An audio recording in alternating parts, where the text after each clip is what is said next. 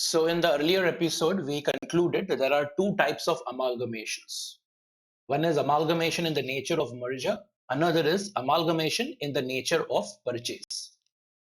Right. So one is in nature of merger and another is considered to be in nature of purchase. If all the five conditions are fulfilled, we consider it to be an amalgamation in the nature of merger. And if any one condition is not fulfilled, we consider that to be an amalgamation in the nature of purchase. Now, how exactly is the accounting of amalgamation going to be carried out? Accounting Standard 14 has given two methods. If the amalgamation is in the nature of merger, we have to follow what is known as pulling off interest method. Right, pulling off interest method. And if it is an amalgamation in the nature of purchase, then we have to follow what is known as purchase method. So basically there are two methods for the purpose of amalgamation. One is pulling off interest method, another is the purchase method. So whenever you read a question of amalgamation, once you come to the conclusion that what is the nature of the amalgamation, then you will be able to decide which method is to be followed. Now, usually amalgamation fall in the category of amalgamation in the nature of purchase. So normally what is done is if the question is silent, we consider it to be an amalgamation in the nature of purchase. Usually specific information is given if the amalgamation is in the nature of merger. Depending upon the type of the amalgamation, you will finally decide the method to be followed. As I said, choices between two methods, pulling of interest method and the purchase method. Now, how will the two methods be considered? Now, these two methods are mainly for the books of the purchasing company. Do remember this. We are discussing this from the viewpoint of purchasing company. So it is the books of the purchasing company which are going to be affected depending upon whether it is pulling of interest method or whether it is the purchase method. Okay, let us see how the accounting will be done by taking a simple example. Just visualize that this is the balance sheet of a selling company, let's say. So they have given us a balance sheet of the selling company. Let's say you are having fixed assets over here and you are having current assets. Let's say on the asset side, this is what we have. While on the liability side, you have equity share capital, you have preference share capital, you have reserves and surplus, and let's say you have liabilities, right? When I say liabilities, it means all current liabilities as well as long-term liabilities. Okay, every liability, current liability as well as the non-current liabilities. So visualize this is the balance sheet of the selling company. Okay, let us say it is amalgamation in the nature of merger. Let's say it is amalgamation in the nature of merger. Tell me, what will be the first condition? Now we know that if it is an amalgamation in the nature of merger, then every asset and every liability is needed to be taken over. Okay, so the fixed assets will be taken over, the current assets will be taken over, and even the liabilities will be taken over. So if it is an amalgamation in the nature of merger, what we are saying is that assets and liabilities of selling company, and I will also emphasize on this word all, we say all assets and liabilities of selling company are taken over. So we will take over all the assets and liabilities. Not only that, will be recorded and record at book value. Okay, it will be recorded at the book value. So if you are following the pulling of interest method, this will be the first step. I'm discussing the pulling of interest method right now. Right, we are discussing the pulling of interest method. So if the amalgamation is in the nature of merger, I will take over all the assets, I will take over all the liabilities of the selling company. Right. The second thing now, second thing important, all reserves of selling company are also taken over. Every reserve of the selling company will be also taken over. So you have reserves and surplus over here, right? You will be having P&L balance, you will be having general reserve, you will be having securities premium, you may be having dividend equalization reserve, export profit reserve, right? Whatever reserves are there in the selling company, every reserve will be taken over. So if it is pulling of interest method, take over all the assets of the selling company, take over all the liabilities of the selling company, take over even all the reserves of the selling company. Okay, so this is what will be done. And now the final step, and a real interesting one. As you can see, you are only left with equity share capital and preference share capital. I hope you agree with me, right? All assets are taken over, so the asset side has become empty. All liabilities are taken over, and reserves and surplus is also taken over. So the only thing that is left in the balance sheet of the selling company is equity share capital and preference share capital. So what to do now? This is an important step that we will do in the pulling of interest method. What we will do is we will now compare. Okay, we will now compare purchase consideration. We have discussed this earlier, how to determine that. We will compare purchase consideration with share capital of selling company.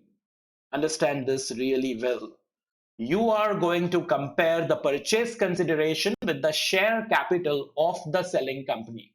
By share capital, we mean equity share capital, right? When you say share capital, we mean equity share capital as well as preference share capital. Both of them will be considered by us. See, what is purchase consideration? I hope you still remember. Purchase consideration is what you will pay to equity shareholders and preference shareholders. This is the reason that purchase consideration will be compared with the share capital of the selling company. Of course, there will be some difference between the two amounts. Okay, there will be a difference between the two amounts. So, whatever difference you are getting, difference is adjusted against reserves. These are the words of accounting standard 14. Whatever difference you are getting, you should adjust it against the reserves. Okay, so let us say the purchase consideration is less than the share capital. If the purchase consideration is less than the share capital, then whatever difference is there, we will credit it to the general reserve. If the purchase consideration is higher than the share capital, I mean the equity share capital as preference share capital, then we should debit it to the general reserve. If the general reserve is less, then we will debit it to the P&L. If P&L is also insufficient, we do not mind creating a debit balance in the P&L. So this is what is going to be done.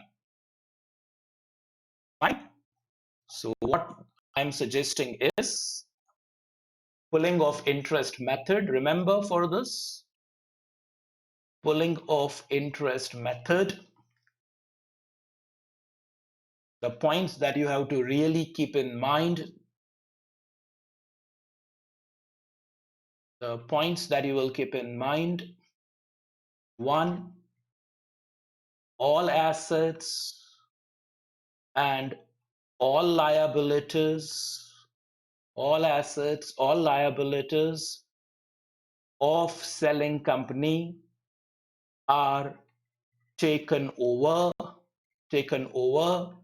and recorded at their book values. Okay, unless and until some adjustment is to be done for bringing about uniformity in accounting policies that we have already seen earlier. Okay, the second and an important point over here, all reserves of selling company are also taken over. So we will take over all the reserves of the selling company. Okay. And the third thing that you have to keep in mind, yes, the third thing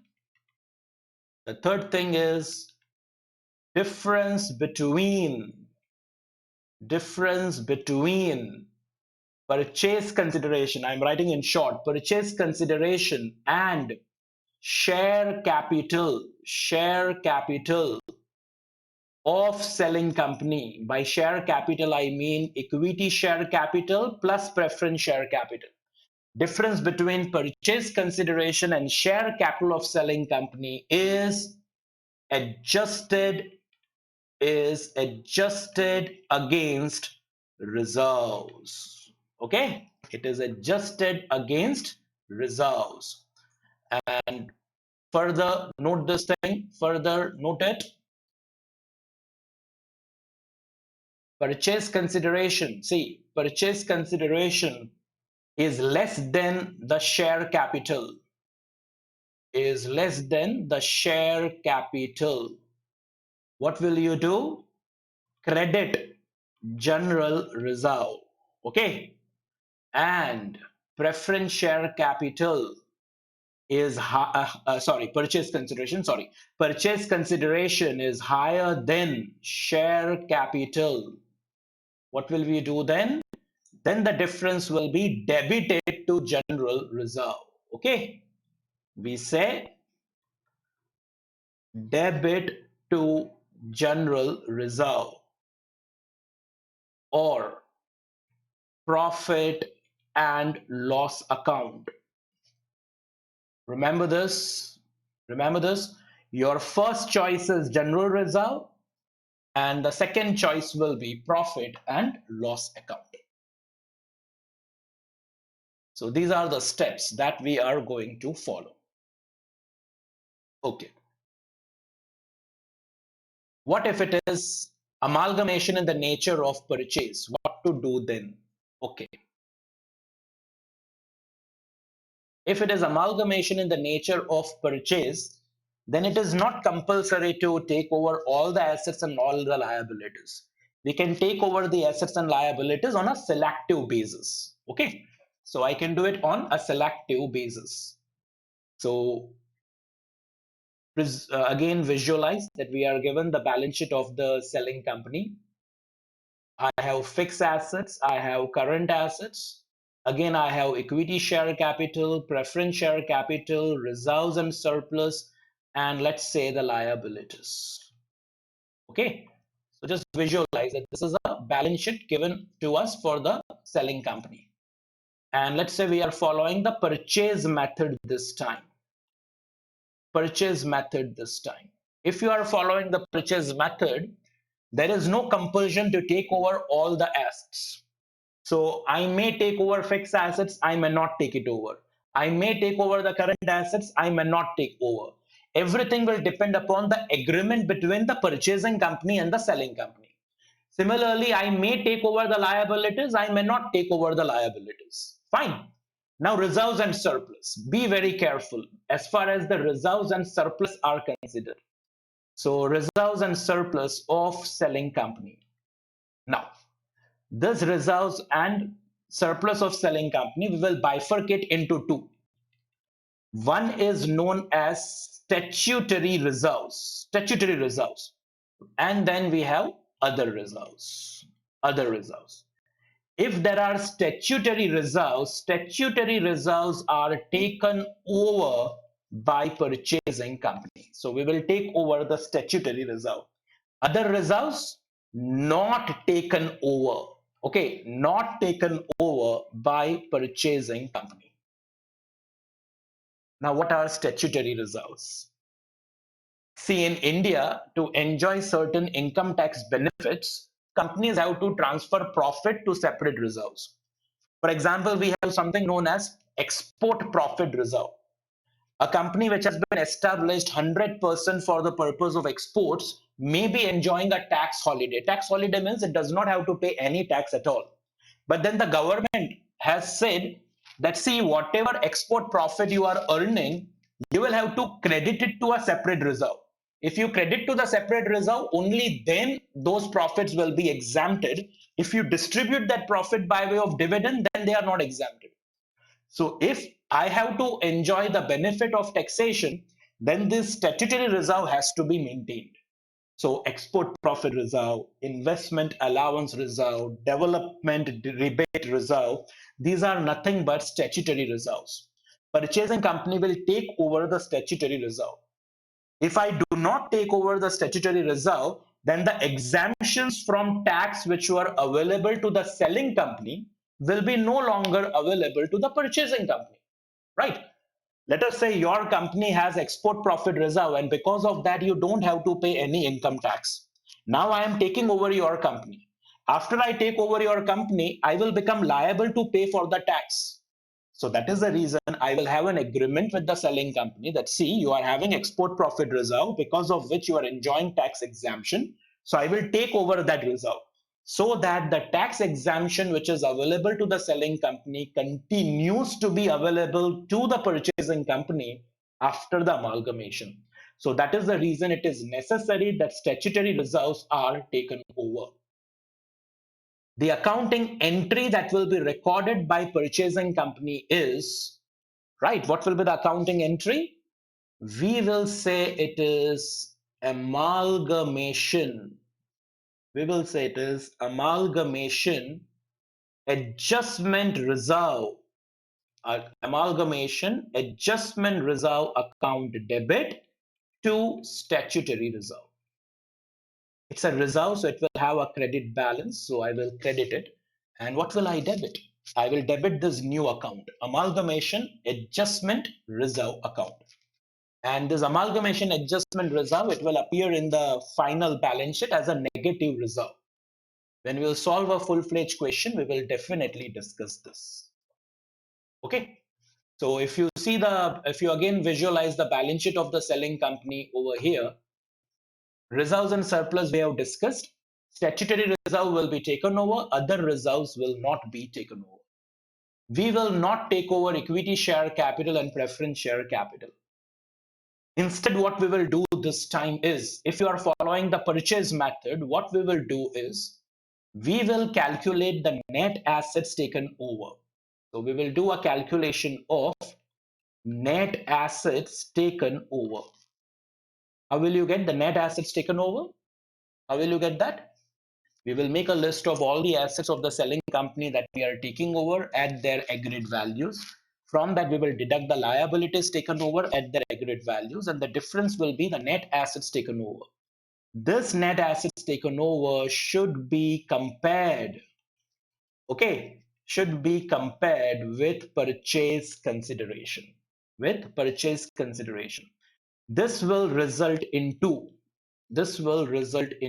either goodwill or capital reserve, right? So I will compare the purchase consideration with the net assets taken over. Something in this way. I will work out the purchase consideration, compare that with net assets taken over. Let us say the net assets taken over is 10 lakhs and the purchase consideration is 12 lakhs. So you are paying 2 lakhs extra. Okay, you are paying 2 lakhs extra. So this will give rise to goodwill of rupees 2 lakhs. So from purchase consideration, I will deduct the net assets taken over and I will argue that whatever extra 2 lakhs that I am paying, it is towards the goodwill. It can also be the other way around. The net assets taken over are 10 lakhs, but my purchase consideration is only 8 lakhs. So I am paying less. If I am paying less, it will give rise to capital reserve. So I will have capital reserve of rupees 2 lakhs. So amalgamation and nature of merger, I am comparing purchase consideration with the share capital of the selling company. Here I will not compare with the share capital of the selling company. Rather, I will compare it with the net assets taken over.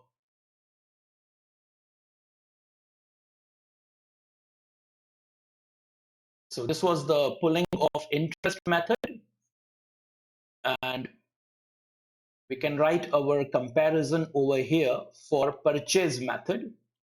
So remember what will happen in the purchase method. Step number 1, assets and liabilities can be taken over selectively, right? There is no compulsion that I have to take over every asset and every liability. Assets and liabilities can be taken over selectively, okay? Taken over selectively, and can be recorded and can be recorded at their agreed values. Okay, at their agreed values. So you can understand the point of distinction. Here, all assets, all liabilities are taken over. Here, assets and liabilities are taken over selectively. You have to record at book value. Here, they will be recorded at agreed values. Fine. The second comparative point. Second comparative point. We say only statutory reserves are taken over, are taken over. So you can understand here all reserves are taken over, here only statutory reserves are taken over, isn't it?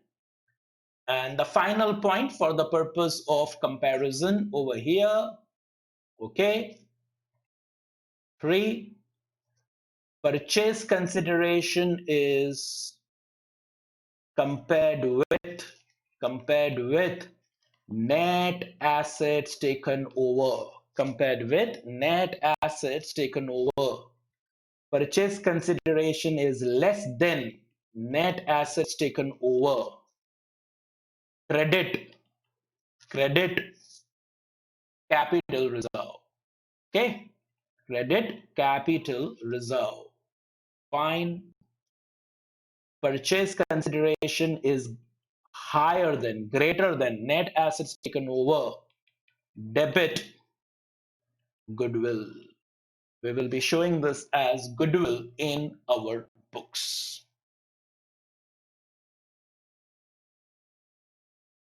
In case if you are interested in writing this in your notebooks, I'll give you a good view of the same. Pulling of interest method and purchase method. You can pause the video here and put these points.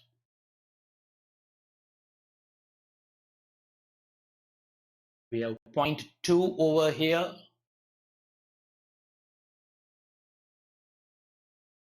You can pause the video here for point 2 and a little bit of point 3. And finally,